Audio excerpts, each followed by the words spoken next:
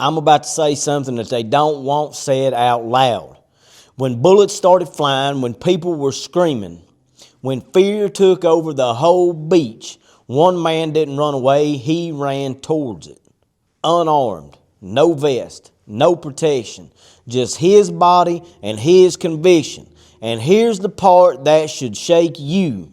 They're calling him a hero, but they refuse to tell you why he moved like that. They won't tell you he's a Muslim because the moment they say that word, the whole lie collapses. Because if Islam creates men who run toward danger to save strangers, then Islam ain't the problem. And if you've been told that it is, you have been lied to. Stay with me here. This ain't about a studio, it ain't a debate stage, and it ain't a comment section. I want you to picture a grown man standing on hot pavement. His heart beating so loud it drowns out the noise around him. There's chaos, there's screaming, there's gunfire and echoing like thunder too close to your chest. And while everybody else is running away, this man runs towards it. No weapon, no backup, no guarantee that he's coming home. Just conviction.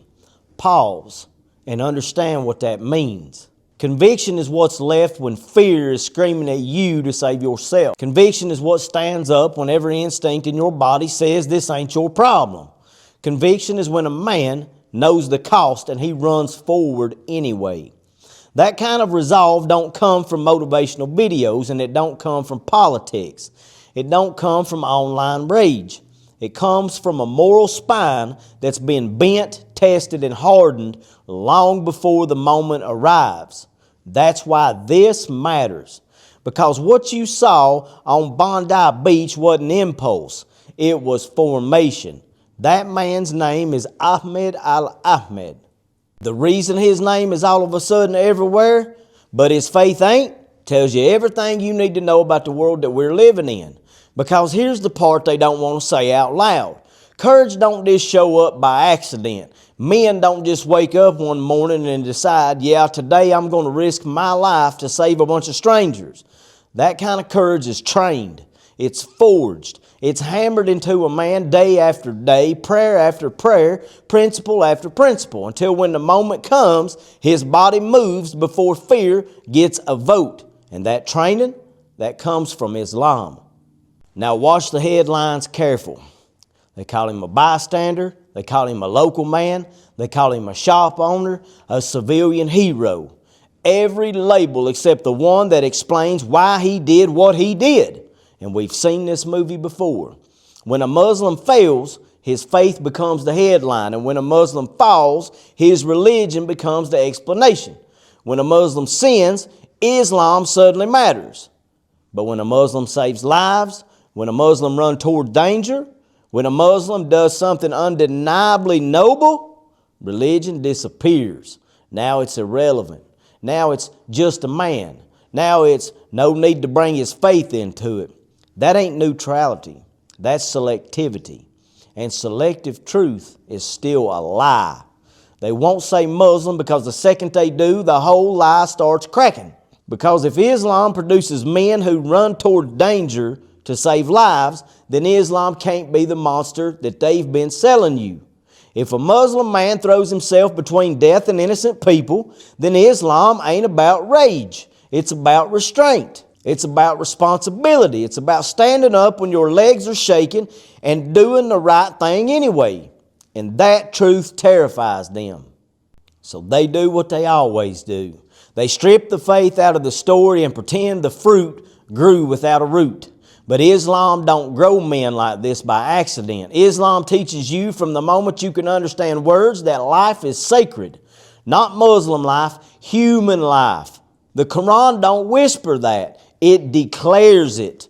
It says saving a single life is like saving all of mankind. That ain't a slogan. That's a worldview. That's the kind of belief that rewires a man's instinct, because Islam don't wait for chaos to teach morality. It drills it into you in the quiet moments, in prayer, in restraint, in the discipline of saying no when nobody's watching. It teaches you that life is an amana, a trust. Not something you get to gamble with. Not something you get to rank by your tribe or your politics. So when that moment comes, when the world fractures for a few seconds, the Muslim ain't asking, what do I feel like? He's asking, what is right? And then he moves. So when bullets fly and the crowd scatters, Ahmed doesn't think about politics. He don't think about optics. He don't think about whether the people he's saving are Jews or Christians or agree with him. He moves because Islam taught him that courage without mercy is evil and mercy without courage is useless. Now let me talk about something ugly, because while the media was busy erasing his faith, another sickness crawled out of the shadows.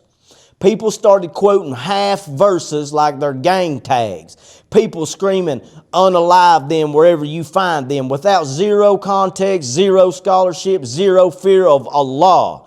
Let me say this slow. That verse was revealed in war against a specific group after treaties were broken under lawful authority. It was never revealed to keyboard warriors. It was never revealed to mobs. It was never revealed to individuals who think Google makes them a scholar. And anyone who reads the Quran honestly knows that the same book commands restraint, justice, protection of civilians, and mercy so repeatedly that you'd have to rip out pages to pretend otherwise. The Prophet ﷺ did not raise monsters. He raised men who were so careful with blood that they trembled at the thought of spilling it unjustly. He warned against takfir like it was a poison, because takfir ain't bravery. It's the refuge of men who want power without accountability. Islam don't just hand the keys of judgment to every angry mouth with an internet connection. It places limits, process, knowledge, fear of God. And when those are stripped away, what you're left with ain't strength. It's chaos pretending to be certainty. Ahmed didn't move from chaos, he moved from clarity. Because once you start playing God with people's lives, you've already lost the religion you claim to defend. So here's the reality nobody wants to face. Islamophobes hate Ahmed because he proves them wrong. And extremists hate Ahmed because he exposes them too. Because Ahmed represents the Islam that neither side wants you to see. Not the cartoon villain, not the frothing zealot, but the disciplined, grounded, morally dangerous kind of Islam. The kind that creates men who don't talk tough online, but step forward when it actually matters. Ask yourself something. If Ahmed had hurt people instead of saving them, do you think his religion would be missing from that headline? No. It would be the headline. It would be the explanation. It would be the excuse. So when they leave it out now, don't be naive. That silence is intentional, because a Muslim hero ruins too many narratives. He ruins the fear industry. He ruins the rage merchants. He ruins the lie that Islam only produces chaos. Because here's the truth they can't say on internet news. Islam don't make men weak. It makes men dangerous to injustice. It makes them fearless in defense of life.